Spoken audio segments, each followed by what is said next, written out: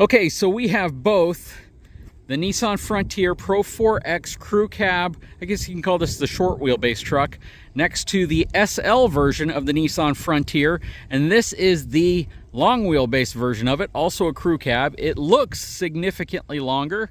They both have the same 3.8 liter V6 power plant with 9-speed automatic transmission, but these are two very similar trucks. At first I thought I was kind of getting a lower trim package this time around, but this is also 4-wheel drive, and the SL is their top trim package, one step down from the Pro4X. But we will have this truck for a week so we can evaluate it, let you know what's going on with it, especially with that longer bed. You know, having a 6-foot bed, I believe, but having a 6-foot bed in the back of this is really, really profoundly different. It truly is. The one thing that I kind of wish they would have done here is extended the cab just a little bit longer. This back cab would be great, again, if it's like 2 inches longer. I've talked about that in all the videos I've done on these, only because whenever you have an adult sitting in the back, being able to have a little bit more of an angle to the cushion in the back, as well as a little bit more leg room, would be really nice. But for those of you looking for a mid-size truck, these are two absolutely phenomenal offerings, and this one in a long wheelbase format, especially if you're not really looking for that super aggressive off-road, those dark fender flares and the dark grille and all that stuff going through the center. This is actually a great option for those of you who are looking for more of like an everyday, everyman, normal looking mid-size truck. But yeah, what do you think of it? We're gonna do a full review of this one, and we're gonna say goodbye to that one.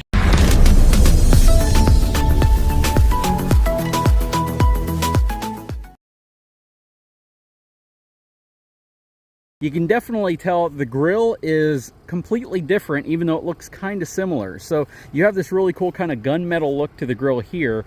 The inserts are different as well. You have these rectangular openings here, where on this one, they're just flat. You also get the red accented Nissan badge here. This one right here, unless I'm seeing it strange, looks like it's accented in white. So that's a difference. The headlights and fog lights look pretty much the same. You get a lower fascia right here, whereas on the Pro4X you don't. So this one is up, and you basically get that for a more or better approach angle so you don't hit things. You get the orange matching tow hooks here, whereas you get the high gloss black ones here. But you also get some extra skid protection under here that you're not going to get on the SL package as well if you plan on doing off-roading. Okay, so from a premium color perspective, both trucks actually have one of their premium colors. This is their Bluestone Pearl, and this is their Monarch Orange.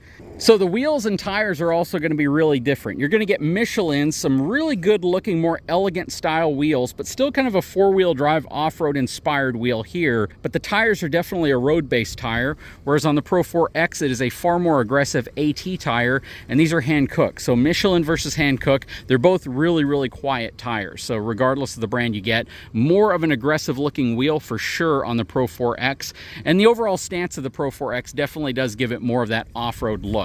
Now, one thing I do like about the Pro4X a little bit more is when you look into the bed and you look at the lighting, they position the lighting right in the middle of the bed. So whenever that comes on, you're gonna have a lot of really good lighting on the interior of the bed. Over here though, I noticed that the lighting is positioned here towards the end.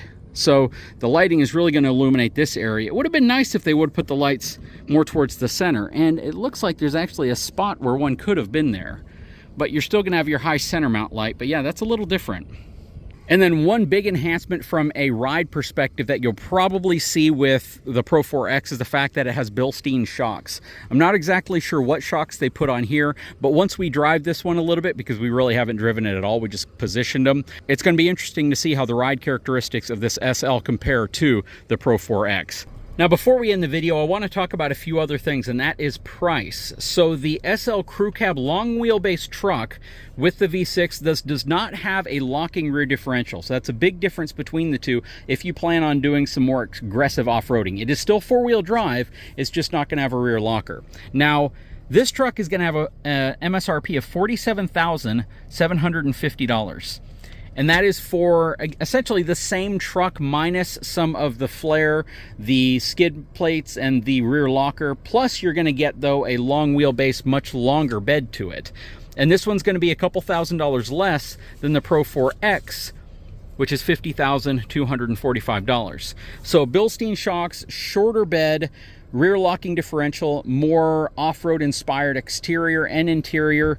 You know, it's hard to say, which truck would you opt for? Would you go for the Pro4X for the appearance and the slightly greater capability, or would you go for the SL crew cab with the long wheelbase where you get a longer bed so you can kind of do more with it? Let's quickly look at the payload numbers of both trucks. So on the door sticker, the SL is going to have a cargo capacity of 1,020 pounds. So this is the exact same cargo capacity that's on the door sticker of the Pro4X. So from a payload perspective, this luxury interior, longer bed, and all of that is going to equal to the same payload that you're going to get on that truck. So you're not getting more payload. You drop to a lower trim version of either of these trucks, you should get increased payload. But the offset here is probably the fact that you have those extra inches that give you the bed space. So what do you guys think? Opinions? Would you take the Pro4X with the more aggressive look, rear locking differential, shorter bed, along with, I guess, what else? Bilstein shocks and some of the cool inspired interior with some of that orange flare and trim that's going on, as well as the skid plates? Or would you take kind of the more city practical SL model where you get a longer bed, significantly longer bed? It's probably at least a good foot longer, and you get more of a road-oriented tire. Still four-wheel drive, you're not going to get a rear locker, and it's going to have more of a civilian look to it versus the aggressive off-road look of the Pro4X. You're going to save a couple $1,000 if you go for this truck. Same payload capacity, same 7,150 pound towing capacity on both of them. 2-inch receiver. They both lack trailer brake controllers built into them though, so you would have to come up with a means of either adding one or getting the really cool smart style ones that work from your phone or from like a remote control.